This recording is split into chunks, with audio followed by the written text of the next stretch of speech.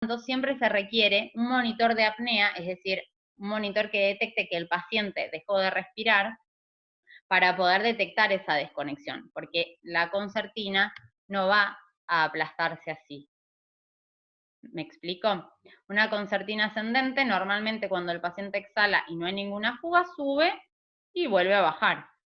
Pero en caso de que haya una fuga de cualquier tipo que la máquina no logre compensar, esto no llega a subir. Entonces es una alerta visual para nosotros darnos cuenta de que algo está pasando. En caso de que se produzca una concertina descendente, no vamos a ver, ven que acá está totalmente repleta, bueno, no vamos a ver que esto cae. ¿Por qué? Porque ya está completamente abierto, ¿estamos de acuerdo? Los respiradores de circuito doble asociado a concertinas se controlan neumáticamente, es decir, con ese gas motriz que veníamos hablando.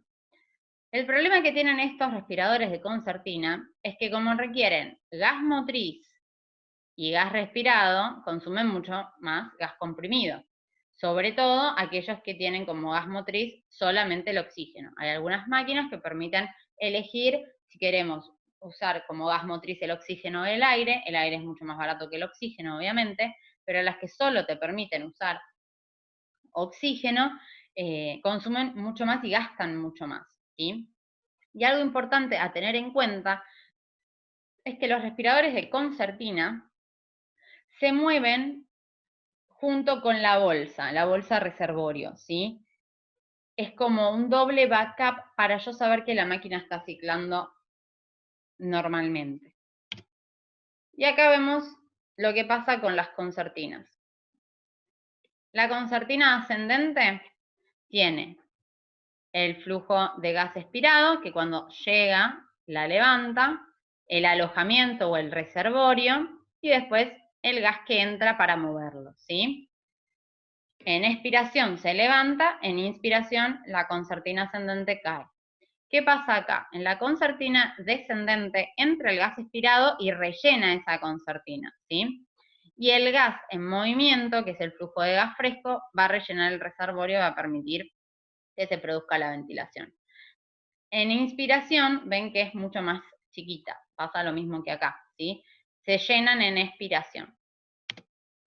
Ahora bien, los respiradores de pistón, que son los silenciosos que habíamos visto que estaban en una especie de contenedor, a diferencia de los de concertina que utilizan un gas motriz, emplean un motor, ¿sí? Que es como empujado por un cilindro y permite ahorrar gas comprimido, ya sea oxígeno o aire comprimido, valga la redundancia, y administra volúmenes con mucha mayor precisión, porque no depende de un gas, solamente depende de del desplazamiento, del movimiento del pistón, ¿sí?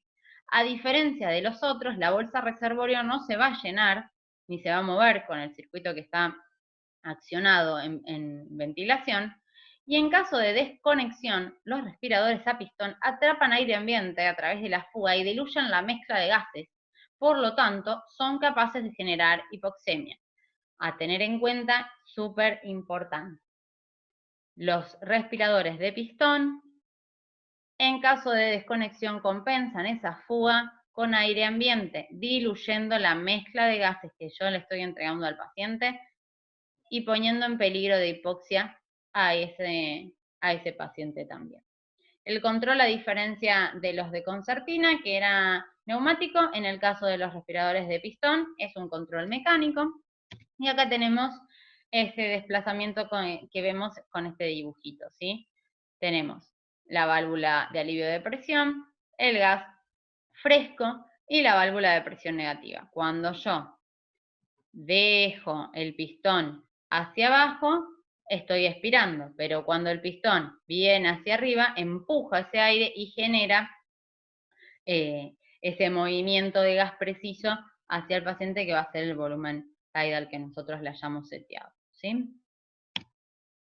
Bueno, y para ir terminando, vamos a resumir rápidamente las características, ventajas y desventajas de los circuitos circulares, para ya ir memorizando y entendiendo todo. Sabemos que requieren de gases frescos y que admiten todo tipo de flujos, pero se recomienda usar flujos bajos, no tan bajos, pero sí flujos bajos o medios, que el espacio muerto está distal a la pieza en I. ¿Qué quiere decir? Que todo lo que yo ponga distal a la pieza en I va a sumar espacio muerto al paciente, como así también mayor resistencia. Aumento de la resistencia con válvulas unidireccionales y el absorbedor, no tanto, pero hay, no es lo mismo que en un circuito abierto. La conservación de calor y humedad, recuerden que es propio de estos tipos de circuitos, conservar ese calor y humedad y que se observan el vapor de agua dentro del tubo corrugado, y la necesidad de incorporar filtros bacterianos, bien digo, para evitar contaminar el circuito e infectar a un paciente, ¿está bien? Es sumamente importante que entendamos la veracidad de estas cosas, porque hay mucha gente que piensa que no, que los filtros no sirven y no los quieren poner, o les da lo mismo, pero la verdad es que es algo barato en relación a lo que uno está ganando. Si estás cuidando a un paciente con un filtro, no ponerlo, la verdad, no tiene lógica. Así que traten de insistir. Deberíamos, es más, utilizarlos de rutina, no solamente cuando sabemos que un paciente tiene tuberculosis o un paciente tiene influenza o COVID, ¿sí? Usar un filtro en la máquina protege a la máquina y al paciente, siempre. Y pensemos que somos nosotros los que podemos estar en la próxima cirugía con esa mesa de anestesia. Es muy, muy importante que tratemos de cuidar a los pacientes y cuidarnos a nosotros también. ¿Cuáles son las desventajas que tienen los circuitos circulares? Mayor tamaño por mayor complejidad, por lo tanto son difíciles de transportar. Como son más complejos, tenemos mayor riesgo de fugas por desconexiones o mal funcionamiento, y tienen un aumento de resistencia al flujo en cuanto a lo que sería anestesia pediátrica, ¿sí? No todas las mesas pueden utilizarse y no todos los componentes se pueden usar en pediátricos. Hay filtros que no se pueden usar en pacientes con pesos muy, muy pequeños, porque el filtro es prácticamente todo el BT que le vamos a indicar al paciente, ¿sí? Pero hay algunos hospitales que tienen filtros adaptados a pediatría. Por último y no menos importante, la contaminación en quirófano. Tenemos que saber que depende de la técnica anestésica, del equipamiento médico y de la infraestructura de ese quirófano. En cuanto a la técnica anestésica, ¿cómo podemos evitar que se contamine el quirófano? Sellando bien la máscara facial en la preoxigenación, lavando el circuito. Cuando nosotros lavamos el circuito, hay mucha gente que tiende a sacar la bolsa reservorio y apretar el flush de oxígeno, y todo ese seborane está bien, sale del circuito, pero va al ambiente, y el ambiente somos todos, ¿sí? Cómo aumenta también por fallos en el llenado del vapo. Hay muchas veces que se nos cae sevoflurane o cualquier inhalatorio que le queramos poner, y eso también aumenta en la contaminación en quirófano. El fallo en el cerrado del flujo de gas, la utilización de flujos inadecuados. En una máquina que admite flujos bajos, usar flujos altos aumenta el riesgo de contaminación, más cuando estamos haciendo una inducción con un sellado incorrecto, o directamente, como dice acá, desconocer el problema, o sea, hacer las cosas por desconocimiento, ¿sí? En cuanto al equipamiento médico, las máquinas de anestesia que no tienen un sistema de evacuación de gases y tienen muchas fugas por falta de mantenimiento. En los hospitales públicos la verdad que no existe prácticamente el sistema de evacuación de gases, entonces la técnica anestésica es fundamental a la hora de disminuir la contaminación. Las fugas o pérdidas de flujo durante la anestesia por desconexiones, las pérdidas por el vapo cuando no están en los mantenimientos correspondientes hechos, y el mal funcionamiento de las válvulas de evacuación en caso de que tengamos el sistema de evacuación de gas. Y en cuanto a la infraestructura de quirófano, el sistema de ventilación es muy importante.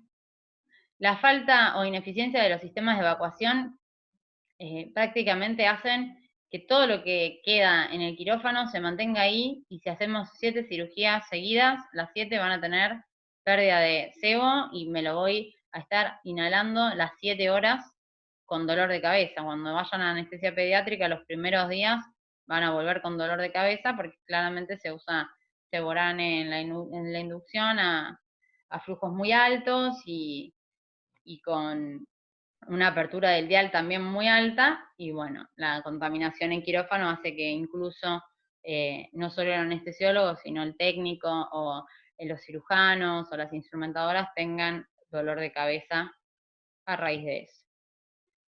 Y ahora sí, la última, para cerrar, las recomendaciones: tratar de utilizar el sistema de eliminación de gases, ventilar permanentemente el ambiente, mantener periódicamente los aparatos de anestesia, o sea, hacerles el mantenimiento, llamar al técnico, llamar hasta los mismos técnicos de soporte de la mesa, porque hay veces que uno no logra identificar cuáles son las fallas y les tienen que hacer el service, es así. Considerar a los gases anestésicos como un tóxico laboral. Como dato de color, por ejemplo, a nosotros cuando entramos en la residencia de municipalidad nos piden un hepatograma. Eso ya quedó un poquito atrás, pero bueno, el hepatograma se pedía porque las anestesias se hacían con alotano, entonces se aseguraban de que los residentes, por ejemplo, los médicos de planta de anestesia, tuvieran un hepatograma normal y que la hepatitis fulminante sea justamente asociada al alotano y no que haya sido un cirrótico previo, digamos. Realizar controles ambientales y biológicos dentro de las máquinas y en el quirófano, saber con qué tipo de ambiente estamos trabajando, educar al personal médico y técnico para evitar este tipo de fugas, de que saquen la bolsa reservorio de la mesa para acelerar el tiempo en el que se despiertan los pacientes, y administrar una anestesia inhalatoria con bajos flujos para evitar justamente aumentar los costos y aumentar la contaminación. Bueno, chicos, una vez más, un placer haberlos acompañado en estas 4 clases. Espero que les haya servido. Los veo en Zoom y estoy pronta a leer sus dudas o comentarios. Y bueno, cualquier cosa me escriben. Que tengan un muy buen día.